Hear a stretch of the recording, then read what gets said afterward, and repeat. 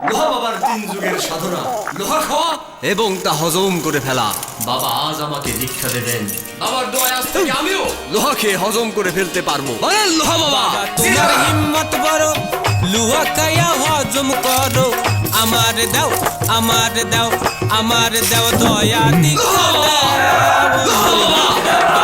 তোমার দীক্ষা দিলাম। বাবা ও লোহা বাবা, মারহাবা মারহাবা।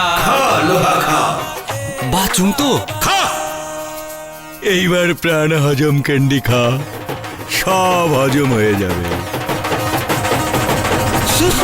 প্রাণ হজম ক্যান্ডি সব কিছু হজম করে দেয়। বিষয়টা অপমানজনক। প্রাণ হজম ক্যান্ডি খান, অপমান হজম হয়ে যাবে।